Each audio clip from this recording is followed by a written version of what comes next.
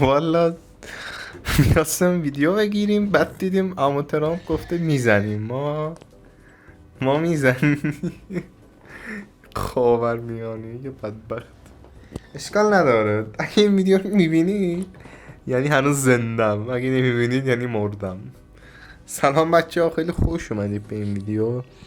شما در تایتل من فمبوی شدم رو دیدید، ولی خب دروغه، کلیک بیت بود. من فمبوی نیستم فعلا انشالله که نمیشم، ولی خب اگر شدم یه اطلاعیه صادر میکنیم، یه ویدیو کانتنت میسازیم بعد. بله ولی خب فعلا نشدیم، پتانسیلش رو داریم متاسف. بگذاریم. بعد اومدیم انواع فمبوی ها رو بشناسیم، بشناسیم، چون که میدونی فمبوی ها تو ایران دارن خیلی زیاد، به خصوص در هنرستان های تهران دارم چیزهای وحشتناکی میشنوم. واقعا هنرستان های تهران رو واقعا آتیش بزنید. البته هنرستان های تبریز هم والا چی به ترنس دیدیم. البته هنرستانی نیستیم ولی خب شایعاتی، عکس هایی بالاخره دیبر. خب بریم سراغ ویدیو. واقعا ببینید شما خیلی حال میکنید. رفتم براتون از انواع فمبوی ها دارم همون دیگه، فهمیدید دیگه، عکس آوردم برا لذت بشینید قشنگ عشق زندگی دیگه. ولی روسی 34 نیست دیگه، پورن هاب نیست، برا پی اچ نیست اینجا حرمت داره، اینجا یوتیوبه. شاید رفت فیلتر کنن بچه هایی که درآمد دارن بگاه، ما که ویدیو میزه. حالا ببینیم چی میشه. بعد خب کلاسیک فمبوی داریم دوست، نوع اول فمبوی های کلاس ملاسیک، بالاخره فمبوی های جالبی هستن چون عادی هن دیگه. کلاسیک فمبوی استایلشون دخترونه است دیگه. بله مینیمم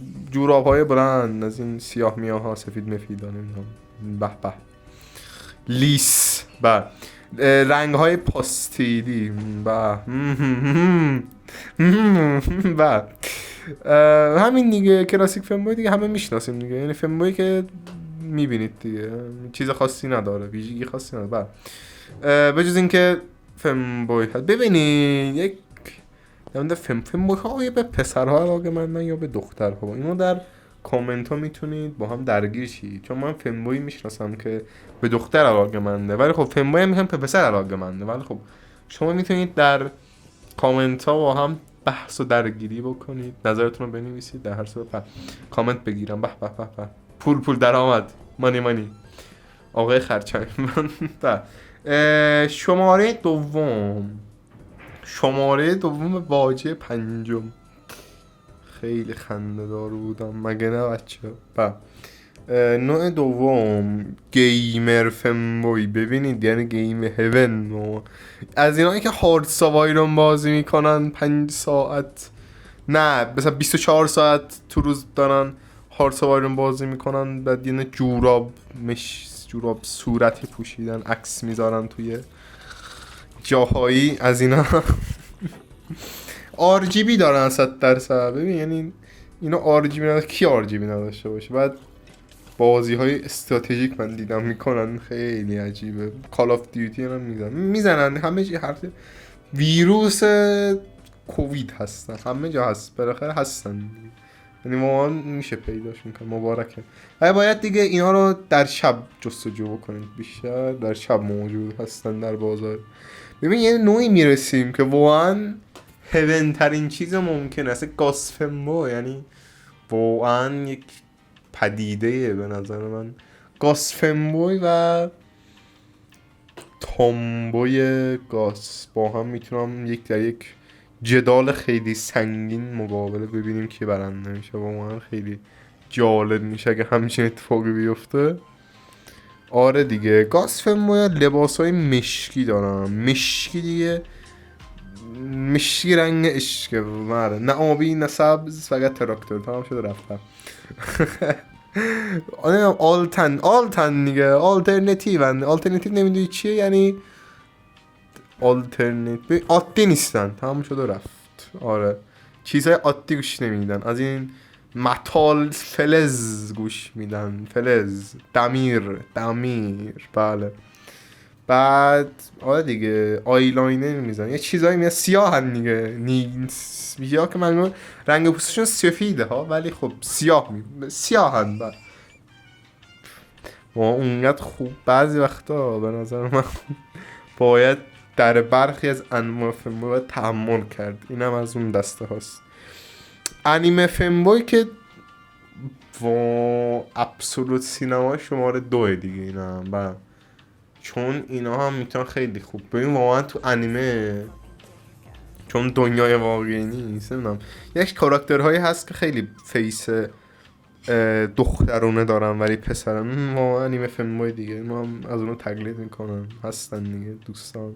اوتاکو هن دیگه، اوتاکو ولی فیلمبوی تمام شد و رفت. فیتنس فیلمبوی که من تا حالا تو ایران ندیدم دوستان، ببین چون خیلی خطرناک. فرض کن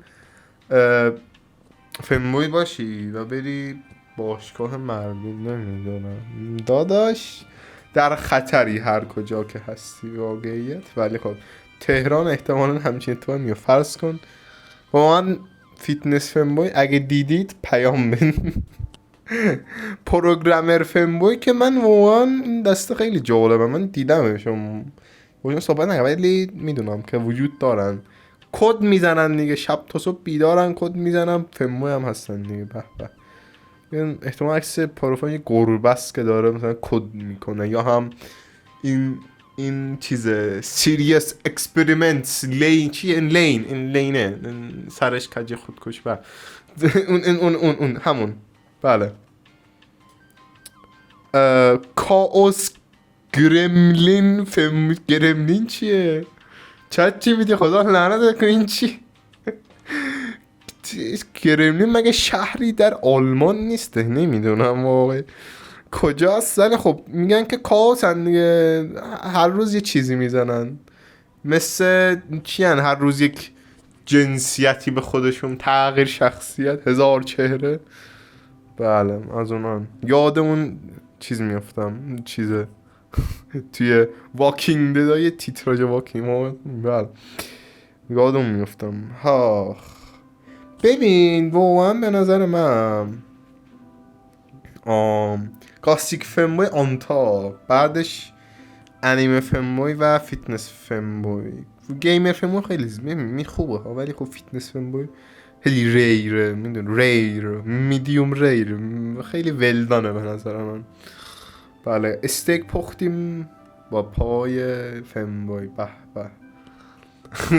ای خود داریم دیمانیتایز میشیم اینطوری پیش بریم. امیدوارم لذت برده باید، امیدوارم در بحبوحه جنگ نمیرید دوستان. همین امتحان نهایی هم لطفاً نخونید تمام شد و رفت. بای بای.